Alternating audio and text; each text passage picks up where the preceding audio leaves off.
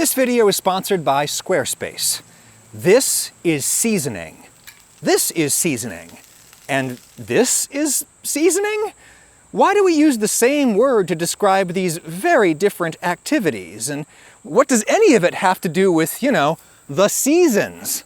Well, like many things about human language and culture, it all goes back to farming. Farming is the root cause of just about everything that you and I do together, and such is the case here. According to the Oxford English Dictionary, the word season came to English, like so many things, via the Norman conquest.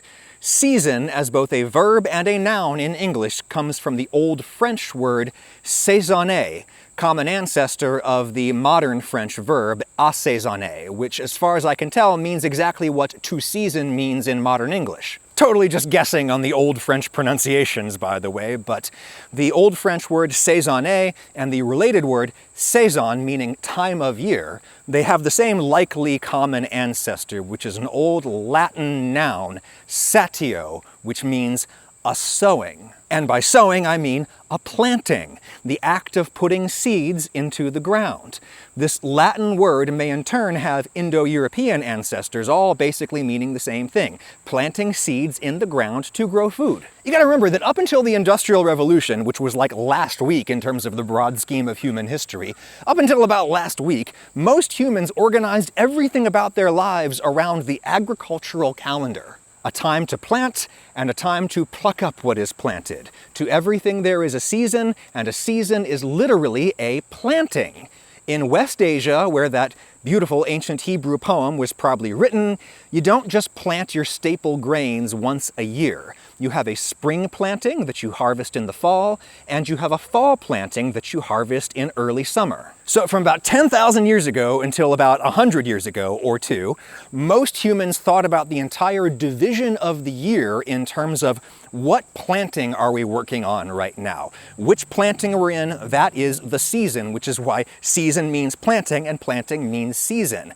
Season is which part of the agricultural calendar are we doing right now. Therefore, our word for planting became our word for the time of year, the seasons. Over on the Germanic side of our Anglophonic linguistic ancestry, you see a similar mingling of concepts in the word tide. These days, tide refers to the daily rise and fall of sea levels, but it used to refer to all kinds of divisions of the calendar, including plantings and indeed time itself. Tide and time sound similar because they are closely related words. They have the same Proto-Indo-European root of da, meaning to divide. To organize your entire life and all of the things that you have to do in your extensive time here on this planet, you have to divide that extensive time into smaller chunks. Mentally, you gotta divide it. And you will naturally do that in relation to external benchmarks, things that happen around you at regular intervals. In terms of divisions of time of like minutes and hours, we naturally do that in relation to the transit of the sun across the sky. That's a convenient benchmark for time spans within that scale of minutes or a few hours. For a slightly larger scale, like weeks or months or even a few years, we tend to define time in relation to the seasons. And the seasons are the plantings. The seasons are defined by when we plant what and where. And so the word season came to describe other things that we do within that general kind of time frame of a few months or maybe a couple of years. For example, seasoning firewood. When you cut down a living tree, you have to let it dry for a few months before you can burn it, maybe even a year or two. This is a duration of time that can be reckoned in terms of plantings. 2 or 3 plantings, aka seasons, before we can burn this firewood. Therefore, we say we are seasoning the firewood. Now, the Old French verb saisonner probably meant ripen around the time that it entered English, to let fruit mature on the plant by the passage of time that can be reckoned in relation to the plantings, a few months. Or maybe people thought about it in terms of a process that is enabled by the forces of nature that unfold over such a time scale of a few months. The lengthening and the shortening of the days, the weather getting colder or warmer or drier or wetter, the forces of nature that determine when you plant or season, because that means the same thing.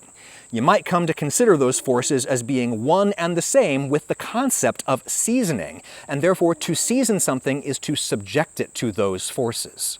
It's rather similar to the concept of work. Work is a thing that we do, but it's also the case that when we've been working really hard, we might say, oh, the boss has been working me a whole lot.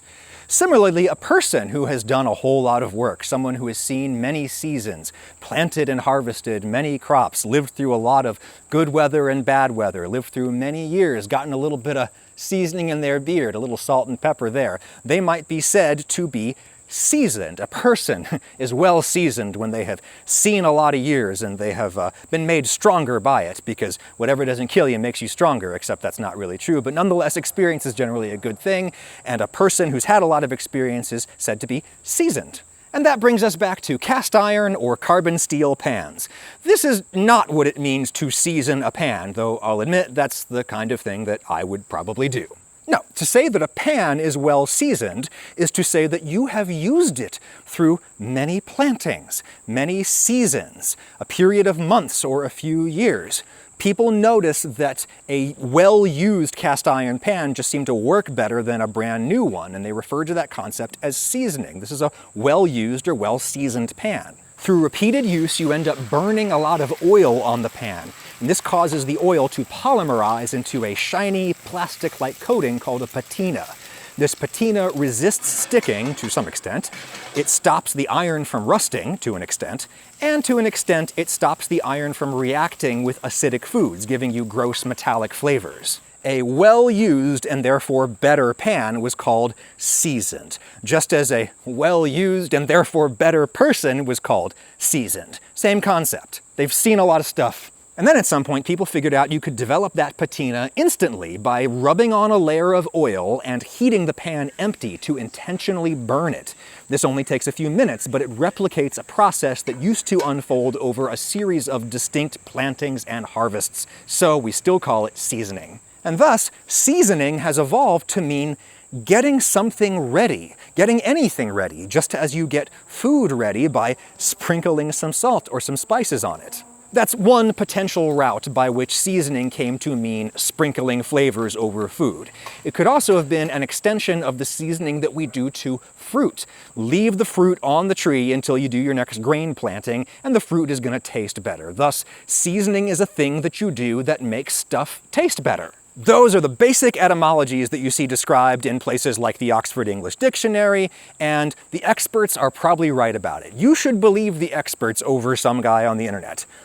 But this guy on the internet does note that there is a striking similarity between the physical act of seasoning food with salt and such.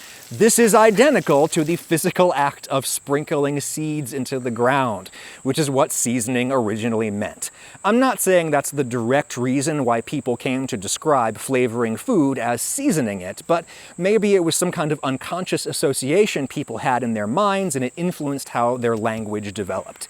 It's kind of similar to how the founder of Squarespace named the company thusly because computer monitors were square and people look at websites on monitors.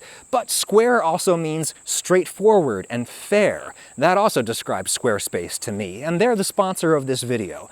A straightforward company with straightforward pricing that'll help you build and run a straightforward website. An elegant website based on simple universal geometries of squares and such. That'll get the job done, whether the job is to let your clients schedule appointments or reservations with you, whether the job is to let people pay you to access your content, let people donate to your cause, or maybe just learn a little about you. A simple personal bio site with a few links. This is now free to make and publish on Squarespace. And it's free to start building a more involved site. Just choose one of their templates and start dragging and dropping. When you're ready to pay to publish the site or to register a domain name, think of your buddy Ragusia. Use that name Ragusia at checkout and you will save 10%. That's a square deal. Thank you, Squarespace. And thank you, Seasons. Everything I do still flows according to you.